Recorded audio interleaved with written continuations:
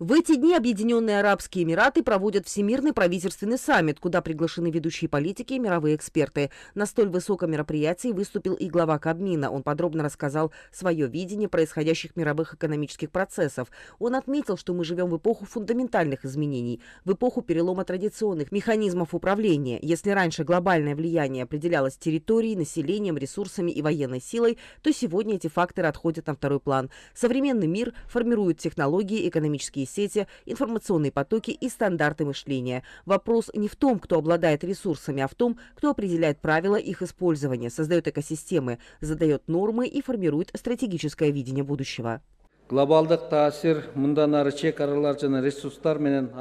Очевидно, что глобальное влияние больше не определяется границами и ресурсами. Веками основой власти были земли, природные богатства, численность армии и экономическая мощь. Однако сегодня картина меняется стремительно. Современные лидеры влияния – это не те, кто владеет самыми большими территориями и ресурсами, а те, кто создает международные стандарты, управляет цифровыми платформами и задает глобальные тренды.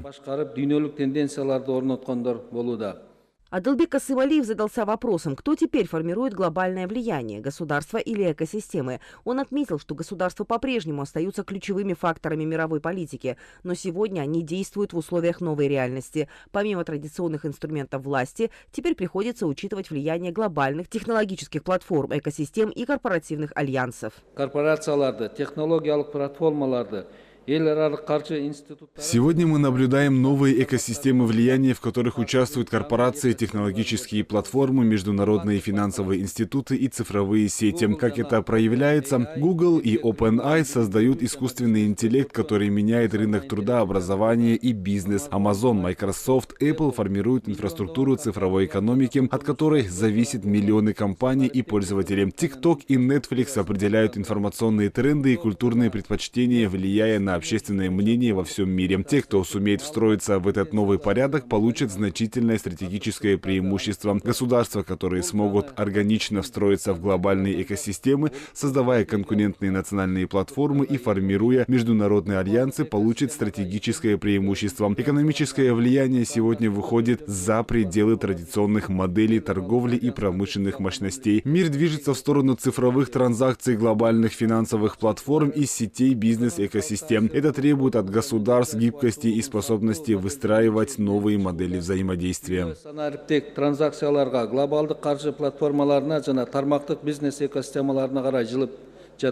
Глава Кабмина обозначил основные направления изменения мировой экономики. По его мнению, развитие цифровых платежных платформ и альтернативных финансовых систем меняет международные транзакции. Формирование новых экономических альянсов усиливает взаимосвязь стран и регионов. Компании создают глобальные бизнес-экосистемы, объединяющие технологии, логистику, финансы. Таким образом, государства сталкиваются с принципиально новой реальностью. Их роль больше не ограничивается управлением ресурсами и территорией. Теперь их влияние зависит от способности адаптироваться к глобальным изменениям, оставаться актуальными и полезными для своих граждан, создавая условия для их интеграции в глобальные процессы. В пример глава Кабмина привел Кыргызстан как небольшую по территории страну, но обладающую ценным человеческим капиталом, выраженной динамичной молодежью и активным развитием своих инициатив, которая может использовать эти глобальные тренды для укрепления своих позиций.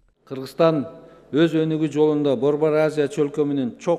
своем развитии, как страна, не имеющая выхода к морю в самом сердце региона Центральной Азии, Кыргызстан делает ставку на повышение гидроэнергетического потенциала, раскрытие транзитных возможностей и цифровизацию государственного управления. Поскольку Кыргызстан является страной верховья, в регионе это географическое положение во многом формирует его повестку дня в области водных ресурсов. Общий гидроэнергетический потенциал составляет более 140 миллиардов киловатт в час. Водные ресурсы обеспечивают потребность страны, а также являются основным источником воды для значительных территорий стран Центральной Азии, расположенных ниже по течению. Ключевым проектом является строительство национального проекта Кыргызстана Камбаратинская ГЭС-1, которая обеспечит выработку 5,6 миллиардов киловатт электроэнергии ежегодно. Это позволит не только покрыть внутренний спрос, но и экспортировать излишки чистой энергии в страны региона. Второй мегапроект, на который мы нацелены, это строительство строительства железной дороги Китай-Кыргызстан-Узбекистан. Начало практической реализации этого проекта положено в декабре прошлого года с участием президента Садыра Джапарова. Важно отметить, что данный проект не просто транспортный коридор, а важный стратегический мост, который свяжет страны Востока и Запада.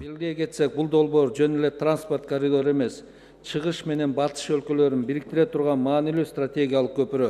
И третье важное для нашей страны направление развития Адылбек Касымалиев назвал цифровую трансформацию, основной целью которой является сделать жизнь наших граждан и бизнеса проще, уменьшив бюрократию и затраты на государственные услуги. Сегодня мы стоим на пороге новой эры государственного управления, где цифровая трансформация, искусственный интеллект и большие данные становятся не просто инструментами, а основой для принятия взвешенных и стратегических продуманных решений.